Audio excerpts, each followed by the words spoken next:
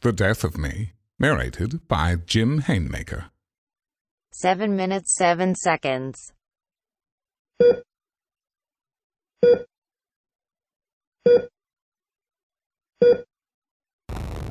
Into the vortex of infinite silence. The taste acrid, bitter, the sound of the great beast. And then,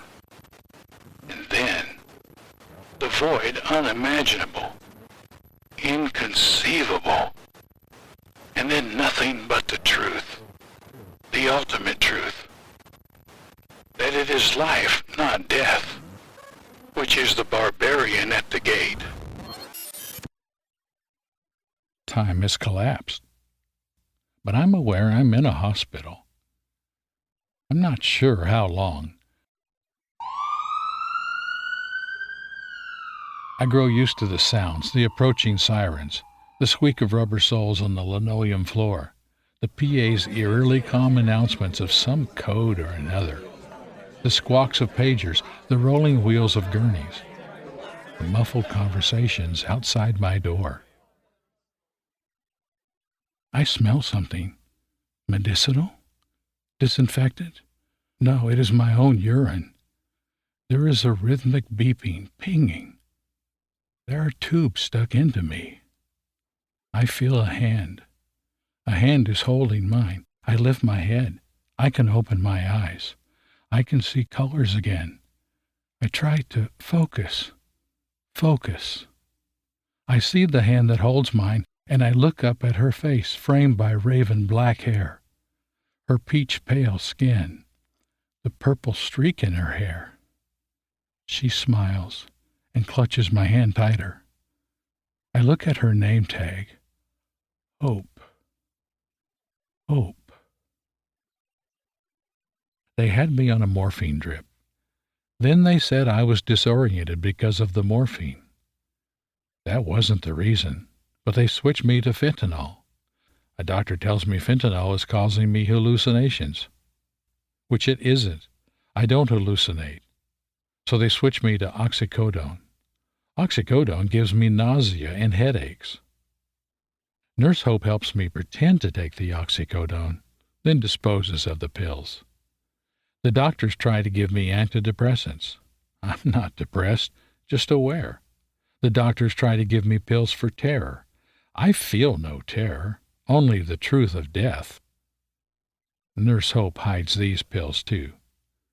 She holds my hand, not, I think, as a sign of affection, but rather to physically tether me to something that is alive.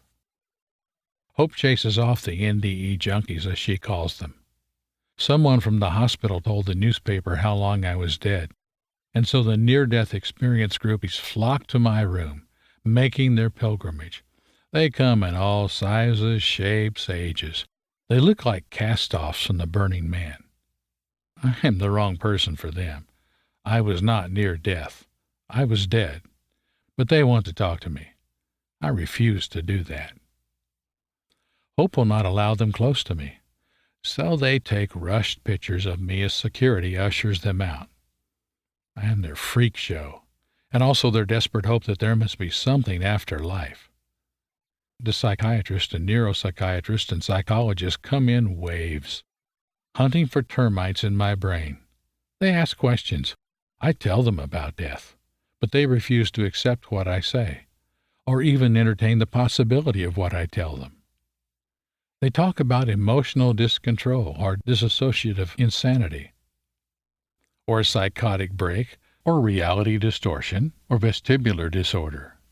One doctor tells me about Cotard delusion, where the patient believes he is dead, a walking corpse, and denies his own existence. I am their lab rat. My mind is their pincushion as they poke and poke and poke and show me strange pictures and ask strange questions. So I no longer talk to them or respond in any way. And then they tell me I suffer from anosognosia, which is a patient's denial that he is ill. I'm not ill. I was dead. They take pictures of my brain, of the inside of my head, EEGs, PETs, MRIs. I don't have a head injury. I'd been dead. When you die, you do not hover above your lifeless corpse or see a long tunnel with a bright light at the end. Nor will the entirety of your life flash before you. There will be no overwhelming sense of peace and serenity. No ethereal melodies. You will not see those close to you who have passed over, a snake oil euphemism used to beat back our fear of death. There is no purgatory, no heaven, no hell, no demons, no angels, no pearly gates or heavenly harps. Death is not a passage. Death is truth, the only truth. Truth revealed, a truth unique to our species. And what differentiates man from other species? The opposable thumb? Complex language? That we are the only animal that wages organized warfare against its own species? No, it is this. We are the only species that asks the question, why are we here?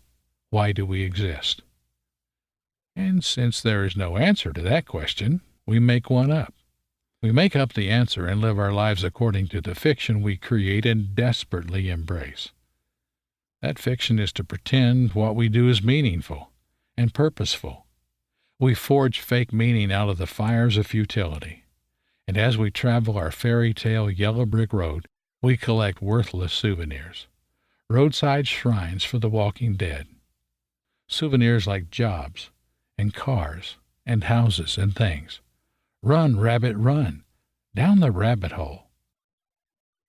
I hear them as they huddle outside my door, conjuring diagnoses. Another shrink, a supervisory type, comes to the side of my hospital bed and tells me I have an identity disturbance, and he is placing me on involuntary hold. Then Hope comes to me. She says, "Enough of this shit.